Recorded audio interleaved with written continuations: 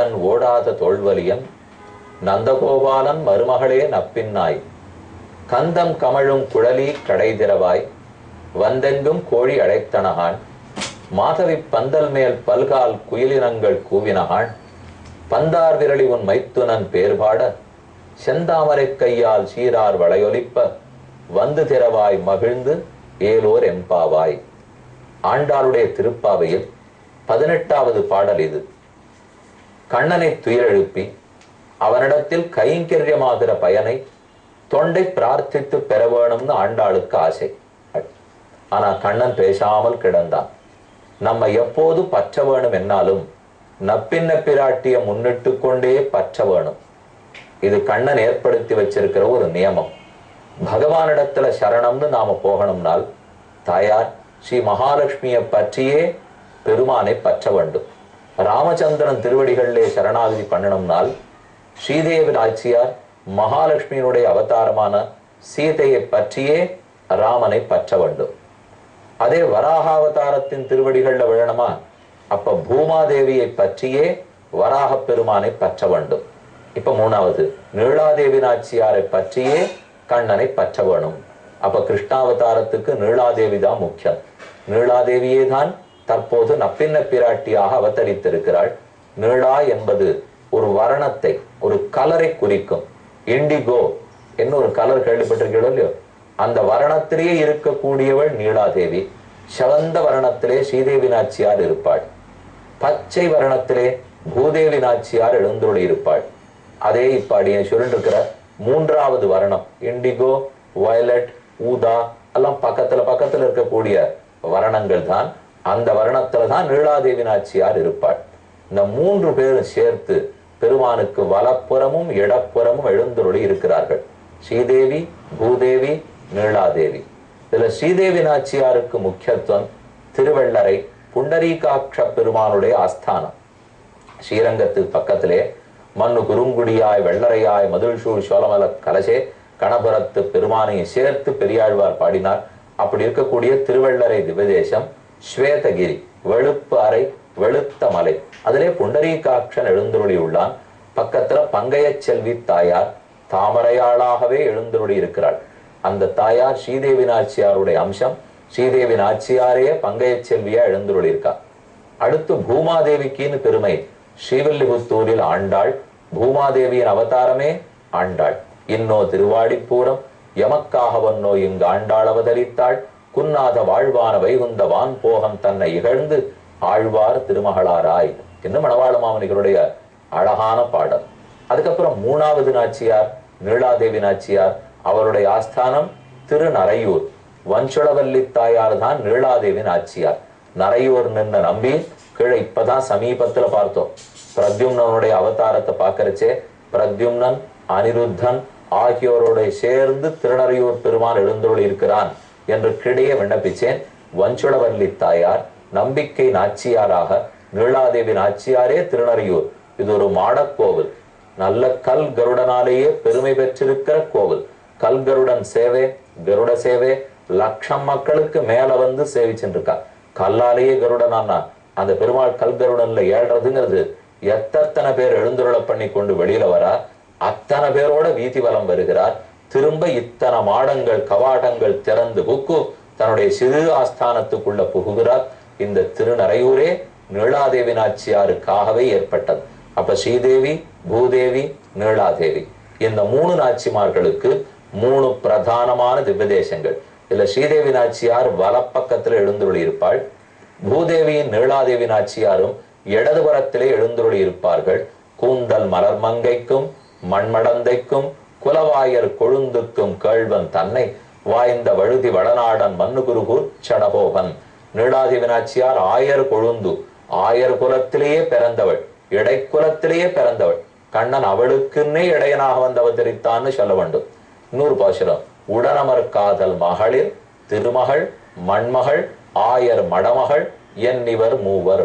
உடனமர் காதல் மகளிர் வடிவனையில்லா மலர்மகள் மற்றை நிலமகள். 2 நாச்சியாரை பத்தி பாசுரம். வடிவாரும் மாமலராள் வலவருகும் மற்றை மண்மகளும் ஆய்மகளும் இடவருகும் இருக்க நடுவாக வீற்றிருக்கும் நாரணன். ஸ்ரீதேவி நாச்சியார் சீதையா பிறந்திருந்தால் தன்னை ஒண்ணும் குறைச்சிக்கவே இல்லை. உயர்ந்த ஜனக குலத்திலே ராஜாவுக்கு மகளாகத்தான் போய் பிறந்திருக்கா. பூமாதேவி ஆண்டாளாக பிறந்தாள். பெரியாழ்வாருக்கு திருக்குமாரத்தியாக பிறந்தாள். 5 வயசுதான் வாழ்ந்தாள். அரங்கனை கல்யாணம் பண்ணி கொண்டு புறப்பட்டாள். ஆனா நீலாதேவி நாச்சியார் கண்ணனோடு ஒக்க அவனுக்கு சமமா தானும் தன்னை தாழ விட்டு கொள்ள வேண்டும், அடியவர்களோடு அடியவர்களா பழகணுங்கிறதுக்காக நான் பின்னையாய் ஆயர் மடமளாகவே திருவவதாரம் பண்ணினாள்.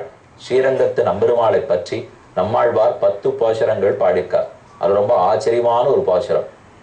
அதுல சாதிக்கிறார், நம்முடைய என் திருமகள் சேர் மார்பனே என்னும் என்னுடைய ஆவியே என்னும் நின் திருவையிற்றால் இடந்து நீ கொண்ட நிலமகள் கேழ்வனே என்னும் அன்னுருவேழும் தழுவி நீ கொண்ட ஆய்மகள் அன்பனே என்னும். 3 பேரையும் வரிசையா சொல்லிட்டார். என் திருமகள் சேர் மார்பனே என்னும், திருமகள் ஸ்ரீதேவி நாச்சியார், அவள் சேர்ந்திருக்கிற திருமார்பு படைத்தவனே. என்னுடைய ஆவியே என்னும் நின் திரு எயிற்றால் இடந்து நீ கொண்ட நிலமகள் கேழ்வனே என்னும். வராக அவதாரம் பண்ணி நீண்ட கோரை பற்களாலே இடர்ந்தெடுத்தாய் பூமி பிராட்டியை, அந்த மண்மகளான பிராட்டிக்கு கேழ்வனே. நின் திருவையிட்டால் இடந்து நீ கொண்ட நிலமகள் கேழ்வனே என்றும் அன்னுருவேழில் தழுவி நீ கொண்ட ஆய்மகள் அன்பனே என்னும். அன்னைக்கு 7 ரிஷபங்களையும் சேர்த்து தழுவி நப்பின்ன பிராட்டியை கொண்டாய் ஆய்மகள் அன்பனே என்னும் என்று 3 பேரையும் சேர்த்து அந்த பாசனத்துல பாடுறார். நம்மாழ்வாருடைய பிறப்பின் ஏற்றத்தை சொல்லச்சே, பின்னை கொல் நிலமகள் கொல் திருமாமகள் கொல் பிறந்துட்டாள். திருமகளே பிறந்தாளா, நிலமகளே பிறந்தாளா, அல்லது உயர்ந்த நீலாதேவி நாச்சியாரே பிறந்தாரா? அந்த அளவுக்கு நீலாதேவி நாச்சியாருக்கு ஏற்றம். கீழே ஒரு நாள் ரொம்ப நாள் முன்னாடி சொல்லியிருக்கேன். ஸ்ரீதேவி என்ன செய்வாள், பூதேவி என்ன செய்வாள், நீலாதேவி என்ன செய்வாள்? நம்ம போன்ற ஒருத்தன் பாவம் பண்ணவர்கள் பெருமான் முன்னாடி போய் நிற்கிறோம். அவருக்கு நம்ம பாவத்தை கண்டு கோபம், சட்ட புத்தகத்தை வைத்து அந்தந்த பாவத்துக்கு தகுந்த தண்டனையை கொடுக்கணும் என்று பெருமான் கோபத்தோடு இருக்கார். ஆனா பக்கத்துல இருக்கிற ஸ்ரீதேவி நாச்சியார் அந்த கோபத்தை கணிசிக்காமல் நம் பாவங்களை மன்னிக்க சொல்ல வேணும்னு ஆசை கொள்கிறாள். பெருமான் நம்மிடத்துல கோபத்தாலே நம்ம முகத்தை பார்க்க பிடிக்காமல் வலதுபுறம் திரும்புகிறார்.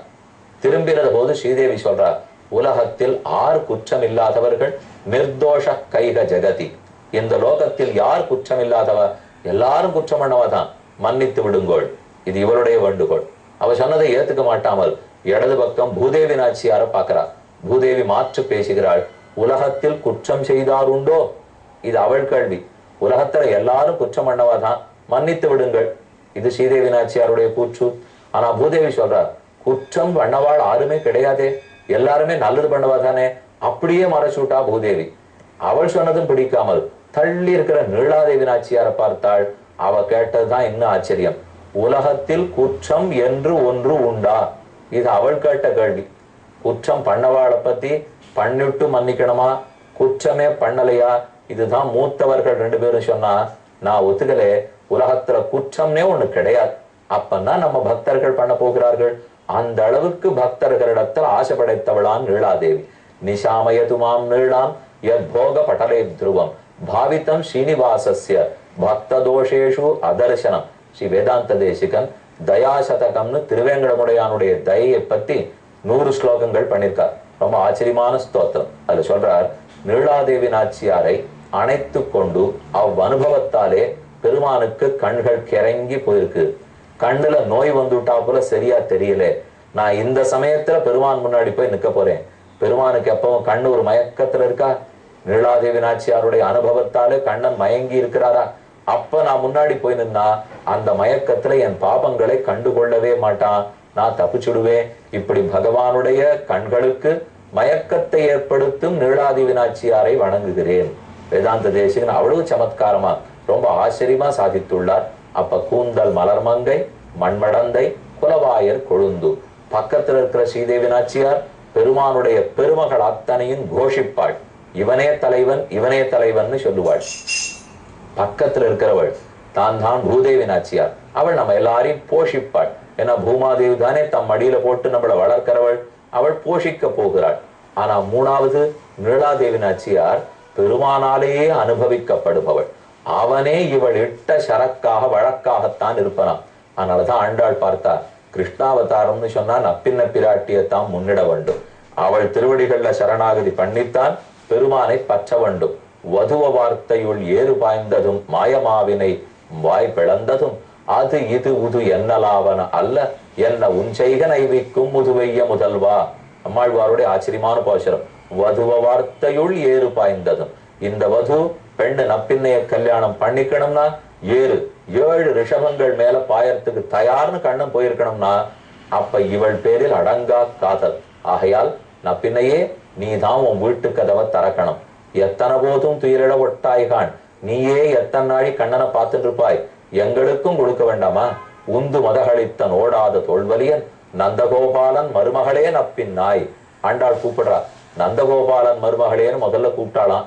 நப்பின்ன திரும்பி பார்க்கவே இல்லையா. ஆண்டாளுக்கு துணுக்கேன்னு இருந்தது. என்ன நம்ம கூப்பிடுறோம், நப்பின்ன திரும்பி பார்க்கலன்னா பேரையே சரிவர இன்னும் சொல்லல. நந்தகோபாலன் மருமகளேன்னு சொன்னா அந்த ஊர்ல எல்லாருமே நந்தகோபாலன் மருமகள் தான். நம்மள கூப்பிடுறாள்னு எப்படி நப்பின்னைக்கு தெரியும்? ஆனா அவ திரும்பி பார்க்காது இருந்தாளாம். அதனாலதான் தனிச்சிறப்பு பேரை சொல்றா. நந்தகோபாலன் மருமகளே நப்பின்னாய், கந்தன் கமழும் குழலி கடை திறவாய், வந்தெங்கும் கோழி அழைத்தனகான், மாதவி பந்தல் மேல் பல்கால் குயிலிலங்கள் கூவினகான், பந்தார் விரலி உன் மைத்துனன் பேர்பாட செந்தாமரை கையால் சீரார் வளையொலிப்ப. நப்பின்ன பிராட்டிக்கு மைத்துனன் கண்ணன், சீரார் வளையொலிப்ப வந்து திறவாய், உன் கை செந்தாமரை கை, கண்ணனுடைய கை தாமரை கை, தாமரை கையை காட்டிலும் செந்தாமரை கைக்குத்தான் ஏற்றம். ஏன்? அடுத்த பாட்டுல சொல்றா, குத்து விளக்கெரிய கோட்டுக்கால் கட்டில் மேல் மெத்தென்ன வஞ்சசயனத்தின் மேலேறி கொத்தலர் பூங்குழல் நப்பின்ன பொங்கமேல் வைத்து கிடந்த மலர் மாறுவா, வாய் திறவாய் மைத்தடங்கண்ணினாய் நீயுன் மணாளனை. நப்பின்ன பிராட்டி அழகான மை பூசிய திருக்கண்கள், அந்த கண்ணால ஜாட காட்டினாலே கண்ணன் அத்தனை காரியத்தையும் பண்ணுவலாம். மைத்தடன் கண்ணினாய் நீயுன் மணாளனை எத்தனை போதும் துயிலட ஒட்டாய்கான், எத்தனை ஏலும் பிரிவாற்ற இல்லாயால் தத்துவம் அன்று தகவு ஏலோர் எம்பாவாய். எங்களையும் அவனோட சேர்த்து வைக்க வேண்டாமா? நீலாதேவி அதற்காகத்தானே நீ இடைப்பெண்ணாகவே பிறந்திருக்கிறாய். 2ஆம் பாட்டிலையும் சொன்னா, அதாவது 19ஆம் பாட்டிலே மறுபடியும் 20வது பாசுரம். 33 அமரர்க்கு முன் சென்னு கப்பந்தவிற்கும் கலியே துயிலழாய், செப்பமுடையாய் திரருடையாய் செத்தார்க்கு வெப்பங்கொடுக்கும் விமலா துயிலழாய், செப்பென்ன வெம்முலை செவ்வாய் சிறுமருங்குல் நப்பின்னை நங்காய் திருவே துயிலழாய். நப்பின்ன பிராட்டிய ஸ்ரீதேவிய போன்ற பெருமை படைத்தவள் நப்பின்னையே துயிலழாய்னு 3 தடவை பாடியிருக்காள் ஆண்டாள். ஒரு முறை பெரிய நம்பிகளுடைய திருக்குமாரத்தி, அந்த குமாரத்தி வீட்டு வாசலுக்கு ராமானுஜர் உஞ்சவருத்திக்காக பிக்ஷை எடுக்கிறதுக்காக வரார். வீதியார அவர் பிக்ஷை எடுத்துன்னு வரார். அப்ப பெரிய நம்பிகள் வீட்டு வாசக்கதவை தட்டுறார். அவருடைய சிறு பெண்ணு வாசக்கதவை திறக்கிறார். மனசுல திருப்பாவை ஓடிண்டே இருக்கு ராமானுஜருக்கு. அவ கதவை திறந்த உடனே என்ன தோணித்தோ மயக்கமா கீழே செறிஞ்சு விட்டார். பெண் பயந்து போய் தந்தையிடத்தே சொன்னார்.